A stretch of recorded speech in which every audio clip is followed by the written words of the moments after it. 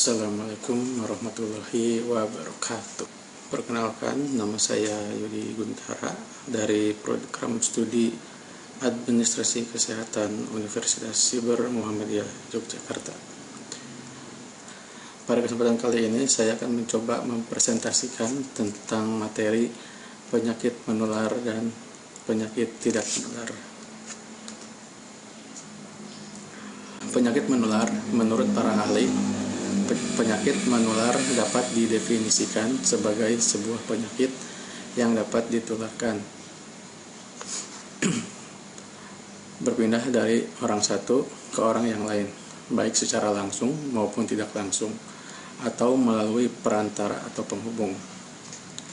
Penyakit menular ini ditandai dengan adanya agen atau penyebab penyakit yang hidup dan dapat berpindah serta menyerang host atau inang. Dalam dunia medis, pengertian penyakit menular atau penyakit infeksi adalah sebuah penyakit yang disebabkan oleh sebuah agen biologi seperti virus, bakteria, atau parasit dan bukan disebabkan oleh faktor fisik seperti luka bakar atau kimia seperti keracunan. Komponen penyakit menular. A. Faktor penyebab penyakit menular. Faktor penyebab penyakit menular. Pada proses perjalanan penyakit menular di dalam masyarakat, faktor yang memegang peranan penting. 1. Faktor penyebab atau agen atau organisme penyebab penyakit. 2. Sumber penularan, yaitu reservoir maupun resource. 3. Cara penularan khusus melalui mode of transmission. B. Interaksi penyebab dengan pejamu. 1. Infektivitas. Infektivitas adalah kemampuan unsur penyebab atau agen untuk masuk dan berkembang biak serta menghasilkan infeksi dalam tubuh penjamu. 2. Patogenesis. Patogenesis adalah kemampuan untuk menghasilkan penyakit dengan gejala klinis yang jelas. 3. Virulensi. Virulensi adalah nilai proporsi penderita dengan gejala klinis yang berat terhadap seluruh penderita dengan gejala klinis jelas. Dalam hal ini, CFR dapat pula merupakan ukuran virulensi. 4. Imunogenisitas. Imunogenisitas adalah suatu kemampuan menghasilkan kekebalan atau imunitas. C. Mekanisme patogenesis. 1. Invasi jaringan secara langsung. 2. Produksi toksin. 3. Rangsangan imunologis atau reaksi alergi yang menyebabkan kerusakan pada tubuh penjamu. 4. Infeksi yang menetap. 5. Merangsang kerentanan penjamu terhadap obat dalam menetralisasi toksisitas. 6. Ketidakmampuan bentuk daya tangkal. D. Sumber penularan. Sumber penularan adalah organisme hidup atau barang mati di mana unsur penyebab penyakit menular hidup secara normal dan berkembang biak sampai siap untuk menularkan ke penjamu potensial. Manusia sebagai reservoir. Kelompok penyakit menular yang hanya dijumpai atau lebih sering hanya dijumpai pada manusia. Penyakit ini umumnya berpindah dari manusia ke manusia dan hanya dapat menimbulkan penyakit pada manusia saja. Kebanyakan penyakit kelompok ini dijumpai pada penyakit saluran pernafasan oleh virus maupun bakteri, misalnya TBC, lepra, influenza, dan lain-lain. Melihat perjalanan penyakit pada penjamu, bentuk pembawa kuman dapat dibagi dalam beberapa jenis. 1. Helicobacter atau inoperant. Mereka yang dalam sejarahnya tidak pernah menampakkan penderita penyakit tersebut secara klinis, akan tetapi mengandung unsur penyebab yang dapat menular kepada orang lain. Incubatory carrier atau masa tunas. Mereka yang masih dalam masa tunas tetapi telah mempunyai potensi untuk menularkan penyakit. 3. Convalescent carrier, baru sembuh klinis. Mereka yang baru sembuh dari penyakit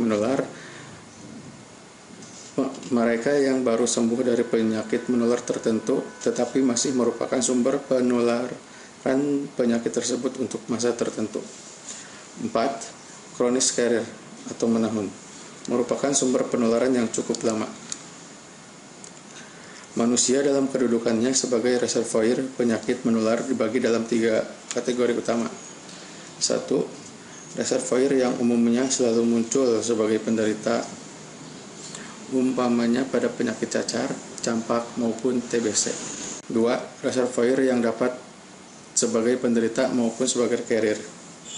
3. Reservoir yang umumnya selalu bersifat penderita akan tetapi dapat menularkan langsung penyakitnya ke penjamu potensial lainnya, tetapi harus melalui perantara hidup. Reservoir binatang atau benda lain. Selain dari manusia sebagai reservoir, maka penyakit menular yang mengenai manusia dapat berasal dari binatang, terutama yang termasuk dalam kelompok penyakit zoonosis. Beberapa penyakit zoonosis utama dan reservoir utamanya.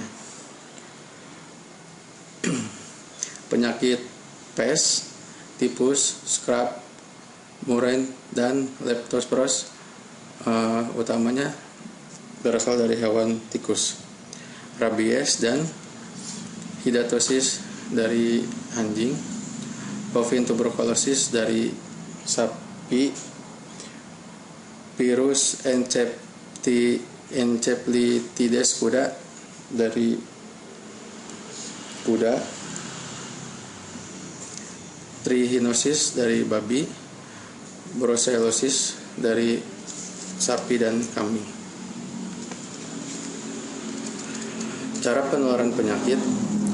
Terdapat 3 aspek sifat utama penularan penyakit dari orang ke orang, antara lain: A. Waktu generasi, yaitu masa antara masuknya penyakit pada penjamu tentu sampai masa kemampuan maksimal penjamu tersebut untuk dapat kekebalan kelompok. Atau kemampuan B. Kekebalan kelompok, yaitu kemampuan atau daya tahan suatu kelompok penduduk tertentu terhadap serangan atau penyebaran unsur penyebab penyakit menular tertentu didasarkan pada tingkat kekebalan tubuh suatu anggota kelompok tersebut. C.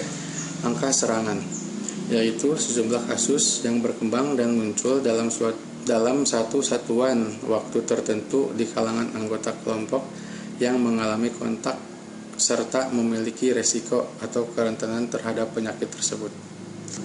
Jenis kelompok penyakit menular. Penyakit menular dikelompokkan menjadi penyakit menular langsung dan penyakit tular vektor dan binatang pembawa penyakit. A. Jenis penyakit menular langsung terdiri dari difteri, pertusis, tetanus, polio, campak, tifoid, kolera, rubella, yellow fever, influenza, dan meningitis.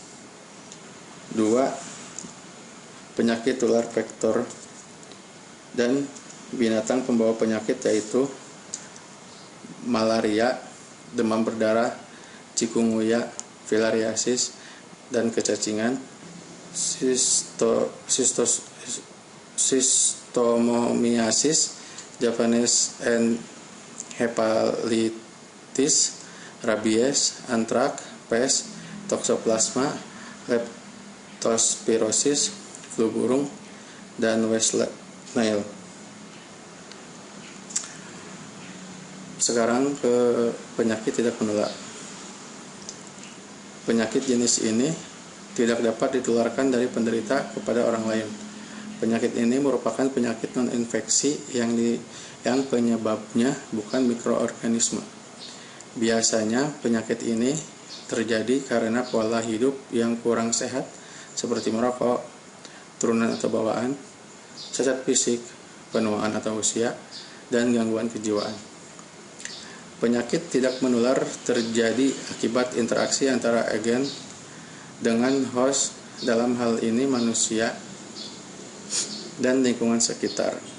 Penyakit tidak menular kurang lebih mempunyai kesamaan dengan beberapa sebutan lainnya seperti penyakit kronis, penyakit infeksi, new communicable diseases, penyakit degeneratif, penyakit perilaku. Karakteristik penyakit tidak menular. Penyakit tidak menular mempunyai karakteristik sebagai berikut. A. Penularan penyakit tidak melalui suatu rantai penularan tertentu. B. Masa inkubasi yang panjang dan laten. C. Keberlangsungan penyakit berlarut-larut atau yang disebut dengan kronis. D. Banyak menghadapi kesulitan diagnosis. E. Mempunyai variasi yang luas. F. Memerlukan biaya yang tinggi dalam upaya pencegahan dan penanggulangannya. G. Faktor penyebabnya bermacam-macam, bahkan tidak jelas. Perbandingan penyakit tidak menular dengan penyakit menular dapat dilihat pada tabel berikut ini.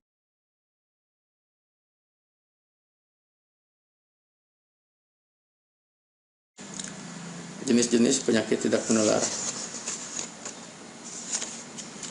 Adapun jenis-jenis penyakit tidak menular yaitu penyakit jantung, osteoporosis, hipertensi, stroke, diabetes mellitus, kanker, tumor, kecelakaan lalu lintas, merokok, usia lanjut. Beberapa penyakit tidak menular yang bersifat kronis yaitu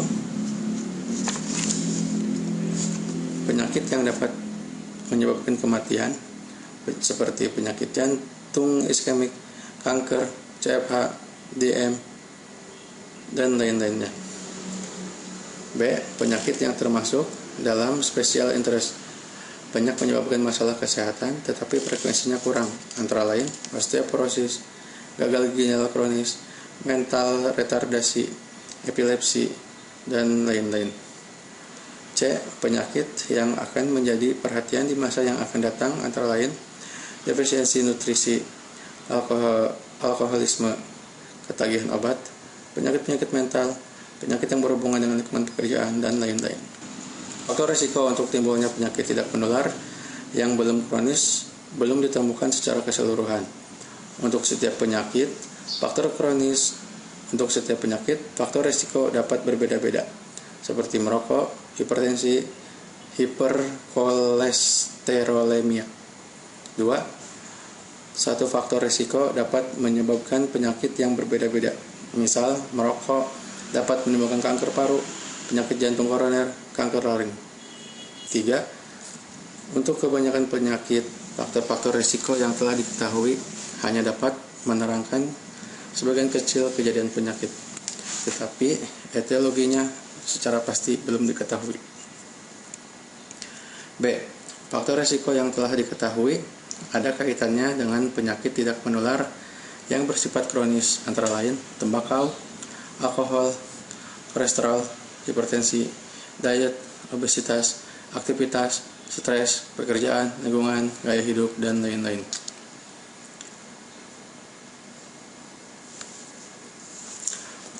Sekarang ke pencegahan penyakit menular dan penyakit tidak menular. Secara umum, pencegahan atau preventif dapat diartikan sebagai tindakan yang dilakukan sebelum peristiwa yang diharapkan atau diduga akan terjadi, sehingga peristiwa tadi tidak terjadi atau dapat dihindari. Pencegahan penyakit adalah tindakan yang ditujukan untuk mencegah, menunda, mengurangi, membasmi, mengeliminasi penyakit dan kecacatan dengan menerapkan sebuah atau sejumlah intervensi yang telah dibuktikan efektif. Pencegahan penyakit ialah mengambil tindakan terlebih dahulu sebelum kejadian dengan menggunakan langkah-langkah yang didasarkan pada data atau keterangan bersumber hasil analis pengamatan penelitian epidemiologi. Tindakan pencegahan penyakit dibagi menjadi 3 tingkat sesuai dengan perjalanan penyakit, yaitu A. Pencegahan primer yang dilakukan dalam fase prepatogenesis sebelum proses itu terjadi. B. Pencegahan sekunder di mana proses penyakit sudah mulai memasuki fase patogenesis tapi masih dalam tahap ringan dan belum nyata. C.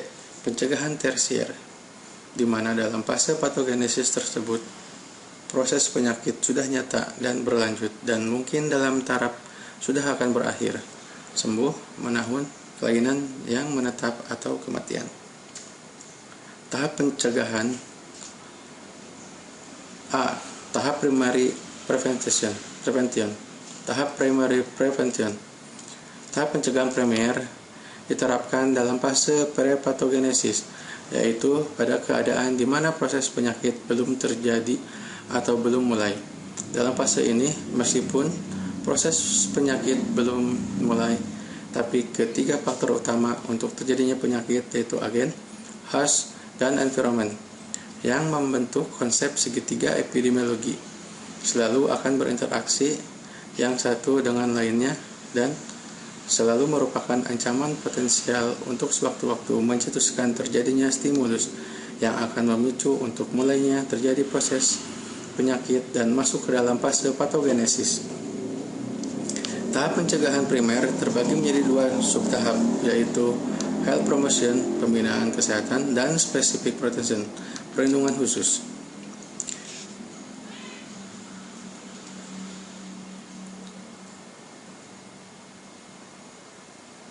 B. Tahap secondary prevention. Upaya pencegahan pada tahap ini berbentuk diagnosis dini dan pengobatan langsung. Tahap ini sudah dalam fase patogenesis tapi masih pada awal dari proses penyakit yang bersangkutan. Tujuan utama pencegahan pada tahap ini adalah mencegah tersebarnya penyakit, bisa mengobati dan menghentikan perkembangannya penyakit, membatasi atau menghentikan perjalanan atau proses penyakit dalam fase dini. Dalam epidemiologi dan program-program pemberantasan penyakit menular di masyarakat dikenal upaya-upaya seperti berikut ini. Upaya penemuan kasus, screening, pemeriksaan khusus, dan berkala. C. Tahap tertiary prevention. Tahap ini sudah masuk dalam fase patogenesis yang secara klinis penyakitnya sudah nyata dan mungkin sudah lanjut. Atau sebaliknya, proses penyakit dari host justru terbalik ke fase penyembuhan dan memasuki tahap pemulihan. Yang termasuk tahap pencegahan tersier adalah disability limitation dan rehabilitasi. Tingkat pencegahan penyakit. Pencegahan penyakit menurut Level dan Clark ada 5 tingkatan, yaitu A. Peningkatan kesehatan, B. Perlindungan umum dan khusus terhadap penyakit-penyakit tertentu, C. Menegakkan diagnosis secara dini dan pengobatan yang tepat dan cepat, D. Pembatasan kecacatan, dan E. Penyembuhan kesehatan. Upaya pencegahan primer.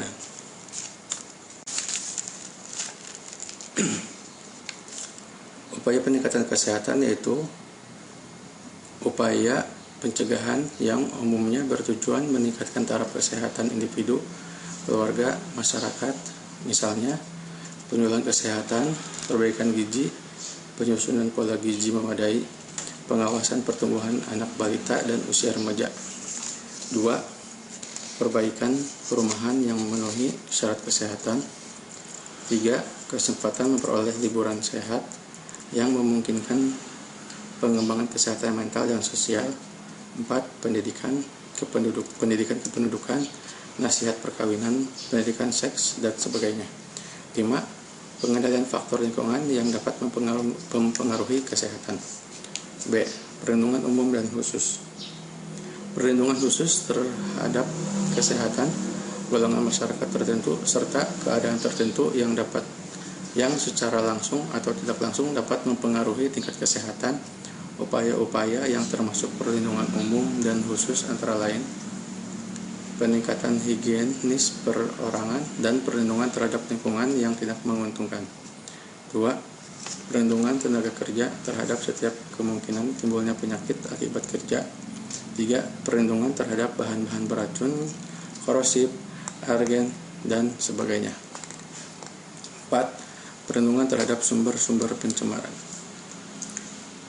Upaya pencegahan sekunder.